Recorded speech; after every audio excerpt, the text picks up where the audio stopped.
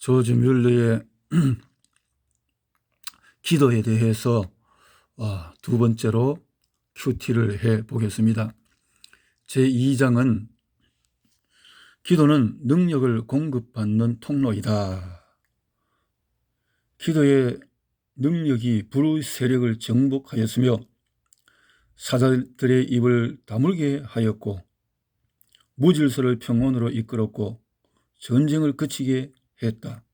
또 폭풍우를 일으킨 귀신들을 쫓아내었고 죽음의 쇠사슬을 끊어버렸으며 하늘의 문을 넓혔으며 질병을 고쳤고 사기꾼들을 몰아내었다. 지금 현실 시대에 아주 필요한 기도의 능력의 내용인 것 같습니다. 자, 이어서 영적 영향력에 대해서, 자, 뮬러는 누구에게 영향을 크게 받았나? 1832년도에 그 당시에 고아원의 창시자였던 프랑케의 전기를 읽으면서 도전을 받았는데, 프랑케는 뮬러와 같은 나라의 동포로서 1696년경에 프러시아의 할레에서 가난한 아이들을 위해서 거대한 고아원 사업을 했었다. 한 2000여 명의 고아들을 돌보면서 하나님의 신실하심을 전했던 역사를 통해서 뮬러가 감동을 받았다라는 것입니다. 그래서 1835년 가을에 뮬러가 이런 비전들을 주변에 말을 했지만은 사람들은 현실적인 문제에서 너는 돈이 있느냐라고 따졌고, 프랑케는 돈이 없었지만은 성공했지 않냐 했을 때 프랑케는 100년 전 사람이야 라고 안 되는 구실들을 말했지만 뮬러는 기도하면서 무슨 소리를 하느냐, 하나님의 능력은 그때나 지금이나 같아 라고 응수하며 도전을 했다라는 것입니다. 또 뮬러는 존 뉴턴의 생애를 통해서 감동을 받았다. 또 1838년에 조지 히필드의 전기를 읽으면서 하나님의 역사와 능력에 대한 도전을 많이 받았다라고 했습니다. 그래서 뮬러는 남다른 기도의 생활로 하나님의 말씀을 잡고 성경을 읽으며 자신을 낮추어서 무릎을 꿇고 기도하는 기도의 시작이 이렇게 큰 역사를 이루게 되어진 것을 보게 되어집니다. 능력이 나타난 특별한 이유, 많은 그리스도인들이 기도를 하고 있지만 사실 응답보다도 그렇지 못하게 살아가는 사람이 의외로 많습니다. 뮬러의 기도가 하나님의 선하신 능력을 더 많이 맛볼 수 있었던 분명한 이유는 그는 그 고아들을 찾아가서 은밀하게 도움을 주는 기도를 행했다. 말하자면 인본주의를 쓰지 않았다, 그 말이군요. 그러니까 조지 뮬러의 큰 기도의 세 가지 원칙은 어떠한 자금도 직접 요청하지 않는다. 어디에 누구에게 요청을 하거나 또 뭐 편지를 써서 호소하거나 이러지 않았다라는 거죠. 오직 하나님 앞에 기도로 이루었다. 또 기부자의 이름을 드러내서 뭔가 그 선전용어로 하려고 하는 그런 인본주의를 쓰지 않았다. 그렇죠. 그리고 항상 현금 거래를 했다. 피차 사랑의 빚 외에는 아무에게도 아무 빚도 지지 말라. 로마서 13장 8절 하나님 말씀을 꼭 잡고 언약의 말씀을 잡고 그렇게 기도했던 기도의 자세가 참 도전적입니다. 이런 고결한 뜻이 이제 시작이 되어져서 초기에는 새 집에서 2명의 직원 그리고 43명의 아동으로 시작을 했지만은 점차 100명의 직원, 2천여 명의 고아들로 늘어나게 되어졌다.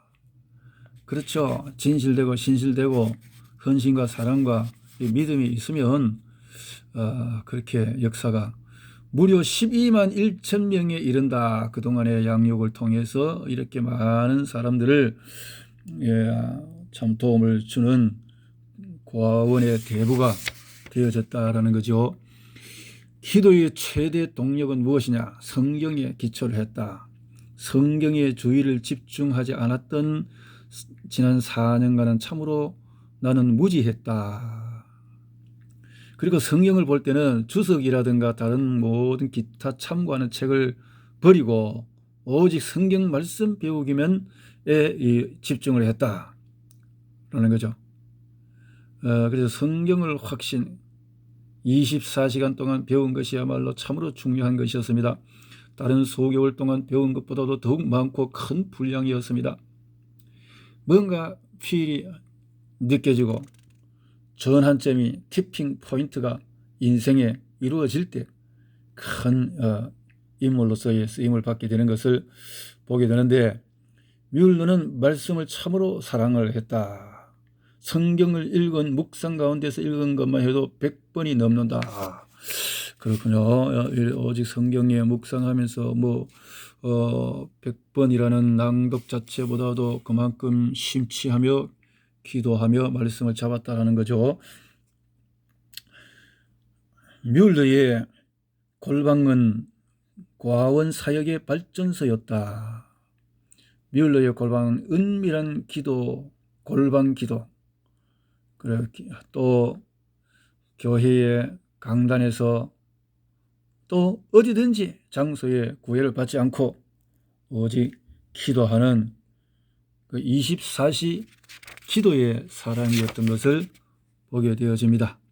자, 이에 대해서 웨슬레가 기도의 사람인 것을 보게 되어지는데, 웨슬레는 내 생애 가장 감동적인 경험 중 하나는 런던에 있는 존 웨슬리의 집 침실 가까이 있는 조그마한 기도실로 들어섰을 때, 바깥은 혼잡한 거리의 소음으로 가득했지만 웨슬리의 기도실에는 하나님의 성스러운 행운이 깃들어 있었다. 방 안에 있는 것이라고는 헬라어 성경과 촛대가 놓여 있는 호두나무 테이블과 작은 편지 그리고 의자 한 개가 전부였다. 오직 집중할 수 있는 기도의 방이었다. 웨슬리의. 그러니까 이 참 전도의 일은 오직 집중, 말씀, 언약, 그 엔진, 당신에게 발전소가 있는가? 이런 발전소가 있는 사람이 하나님의 쓰임을 받는다. 기도의 발전소. 그렇군요. 기도의 용사. 기도의 용사는 아무나 될 수 있는 것이 아니다. 나의 노력과 결단만으로 되는 것이 아니다. 뮬러가 기도의 용사가 되었던 것은 단순히 기도의 골방으로 들어간 사실 한 가지로는 불충분하다. 그의 인간적인 면을 찾아보자. R.A. 토레이 박사는 이렇게 말을 했다. 영국의 고아의 아버지로 알려지는 뮬러의 기도의 능력은 남을 위해서 힘써주는 관대한 사람이었기 때문에 그의 기도에는 능력이 있었다. 사랑의 실천자다라는 거죠. 하나님 아버지 앞에 정결하고 더러움이 없는 경건은 곧 고아와 과부를 그 환난 중에 돌아보고 또 자기를 지켜 세속에 물들지 아니하는 이것이니라. 야고보서 1장 27절 말씀. 그러니까 행함이 있는 믿음이었다 이 말이죠. 제3장으로 넘어가서 기도는 양식을 공급받는 도구입니다. R.A. 토레이 박사는 보고의 문을 여는 열쇠인 기도는 하나님의 은혜와 능력이 가득 쌓여 있는 창구 문을 여는 열쇠이다. 뮬러는 육신의 양식을 구하여 응답받는 기적들을 많이 체험하였고 이미 소개된 간증도 많지만 오히려 숨겨두었던 부분이 훨씬 더 많다. 어느 날 조지 뮬러는 끼니가 없는 것을 알았다. 그러나 그는 하나님께서 마련해 주실 것을 믿고 식탁을 준비하는 직원에게 부탁하여 아이들에게 식기와 숟가락을 다 나누어 주어 식탁에 앉게 하였다. 아무것도 없는데, 먹을 것이 없는데. 그런데 어떤 빵 공장에 감동이 생겨 빵이 들어오게 되어졌다. 뭐 이런 내용들, 숱한 그런 내용들이 많습니다. 오늘 정말 음식이 나오나요? 어느 날 아주 배고파 보이는 처량한 거지를 발견해서 고아원으로 데려갔는데 그 소년이 다가가서 한마디 말을 뱉었다. 여기서 이렇게 고생하지 말고 우리 집에 가서 살지 않겠니? 그러자 그 소년은 머뭇거리며 이렇게 물었다. 아저씨 집에 가면은 끼니마다 굶지 않고 밥을 먹을 수 있나요? 그렇고 말고 우리 집에 가면은 밥 굶는 따위의 일은 없단다. 근데 그 소년이 갔을 때 그것을 믿고 기다렸는데 보니까 먹을 것이 없더라는 거예요. 그런데 이때는 조지 뮬러가 자신의 사무실에 들어가서 홀로 무릎을 꿇고 기도했다. 그리고 이 거지 소년은 자기의 순번이 127번으로 뒤쪽이기 때문에 설령 음식이 들어온다고 해도 자기에게는 돌아오지 않을 것이다 라는 생각 속에 있었지만은, 그러나 하나님의 역사는 여기에 그 소년도 배불리 먹을 수 있는 기적의 역사가 어떤 사람의 지갑을 통해서 또 풀어졌다. 이런 내용. 고기를 달라고 기도할까? 이스라엘 백성들이 메추라기를 먹은 것과 같이 고기를 달라. 1831년 일시적인 고기를 먹을 수 있는 돈이 떨어졌다. 그런데 기도 중에 어떤 박스가 들었는데 보니까 햄이 들어있었다. 뭐 이런 내용들이군요. 기도. 오직 기도를 통해서 하나하나 어떻게 보면 너무 순진하고 너무 바보스럽고 한데 참 순진한 그 마음을 하나님이 읽으셨다. 어쩌면 이렇게 순진할까. 마음이 감동이 됩니다. 기도하는 동안에, 기도 중에 이미 다 준비하고 먹을 것이 없는데도 불구하고 식탁에 준비는 되어 숟가락은 들고 있고, 참 이런 일들 속에서 자 1833년도 12월 31일에 거의 260명이나 되는 사람들이 그들의 영혼 문제를 놓고 대화하기 위해서 우리를 만났는데 이들 중에서 153명이 지난 18개월 동안에 교회에 등록했고 60명이 우리의 설교와 기도를 통해서 주님께 인도되었다. 나의 현실적인 필요들의 공급을 주님께 의지한 이후로 4년의 세월이 흘렀다. 그 당시 내가 가질 수 있는 수입은 1년에 조금밖에 없었다. 그러나 하나님은 필요를 매일매일 채워서 응답을 하셨다. 그 말이죠. 하나님의 도와주심을 확신합니까? 믿습니까? 이 말이죠. 어느 날 아침 수백 명 아이들이 빈 식탁에 둘러앉았고 이때도 뮬러는 기도하고 있었다. 아버지, 식사는 어디 있어요? 그러자 뮬러는 침착하게 대답했다. 하나님이 지금 우리를 생각하고 곧 주실 거야. 이런 하나님이 바로 곁에 역사하고 함께 하시는 것을 그냥 체험하는 기도의 소유자. 그런데 우유 공장에서 우유가 필요한 만큼 들어왔다. 뭐 이런 거. 1838년 11월 말경에 뮬러는 이런 경험을 했다. 정오가 되자 돈은 없고 먹을 것은 없는데 기도 모임을 마치고 뭐 하나님이 도와주실 거야. 그런데 또 먹을 만큼 비용이 들어오고 해결이 되어졌다. 이렇게 해결되어지는데 실수 없이 채워주시더라. 기도의 사람, 기도하는 사람 공급해 주시는 분.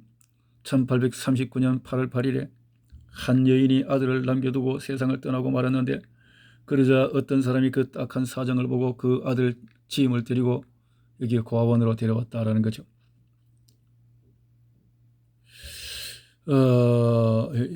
그런데 지임은 어머니가 세상을 뜨기 전 병 들었을 때 밥을 자주 굶어왔는데 이곳은 도저히 음식을 사지 않고 기도로 식사를 만들어낸다니 정말 잘못 알고 온 것으로 여겨지고 허탈감이 일어났다. 그래서 이제 일반적인 생활 속에서 굶주림 속에 살던 사람이 여기는 없으면서 기도 속에서 배불리함을 가졌다. 믿어지지 않겠죠? 그런데 식사 시간에 뮬러 선생이 다 같이 기도합시다 했는데 천정이 울리면서 꼭 누가 뭐 짜고 고스톱 친다 뭐 하듯이 짜고 뭔가 되어지는 것 같은, 이것이 우리의 기도의 응답이란다. 믿음과 기도로 산 조지 뮬러, 수십 년의 생활 속에 그의 식사가 30분 이상 지연되는 일은 한 번도 없었다고 한다. 참 기적입니다. 지연된 일이 없었다. 이렇게 기도는 많은 응답을 불러옵니다. 제4장 비전의 목표. 조지 뮬러가 고아원 사역을 시작할 때 단순히 고아들을 먹여 살리기 위한 한 가지 목적을 가지고 일한 것은 아니었다. 뮬러가 많은 기도를 드렸던 것도 많은 기도의 응답의 열매를 맛보려고 한 것이 아니었다. 너무나 귀중한 목표. 그것이 뭐냐? 자신의 믿음이나 숱한 응답의 경험보다도 더 귀중한 부분이 있었는데 그는 이렇게 고백했다. 1835년 고아 사업을 시작할 때 나의 주된 목표는 하나님의 영광이었다. 하나님의 언약에 맞다 이 말이죠. 기도와 믿음을 통하여 성취할 수 있는 것에 대한 실제적인 증거를 보여주어서 교회의 전반적인 유익을 끼치고 무관심한 세상이 하나님의 일의 실제를 보도록 이런 목표와 중심이 있었다 이 말이지. 그러니까 하나님과 코드가 맞았다 이 말인데, 북풍을 남풍으로 바꿔주소서. 피어서는 조지 뮬러 전에서 이런 기록을 했다. 1857년 11월 말 고아원 여러 건물 중에서 300명이 수용된 여기에 겨울철인데 난방 보일러가 고장이 났어. 이때 당분간 추위를 피하기 위해서 수백 파운드를 들여 수리할지라도 어려울 상황이었다. 북풍이 몰아닥치는데 그때 기도에 돌입했다. 주님, 이 아이들은 당신의 고아들입니다. 이 북풍을 남풍으로 바꿔 주옵소서. 일꾼들에게 이 일을 빨리 끝내야 하겠다는 마음을 주옵소서. 그래서 수리가 시작이 되어졌는데 수리가 지체되고 어려울 때에 그 수리공들을 위해서 내일 아침에 일찍 오게나 라고 했지만은 그 일꾼들이 대답했습니다. 차라리 철야로 일하겠습니다. 그래서 약 30시간 내에 보일러에 물을 가열할 수 있도록 불이 타기 시작했다. 그리고 난방장치가 다시 가동될 때까지 남풍이 계속 불었다. 난방장치가 계속될 때까지 남풍으로 견딜 수 있었다. 하나님의 역사는 이렇게까지 해주신다면,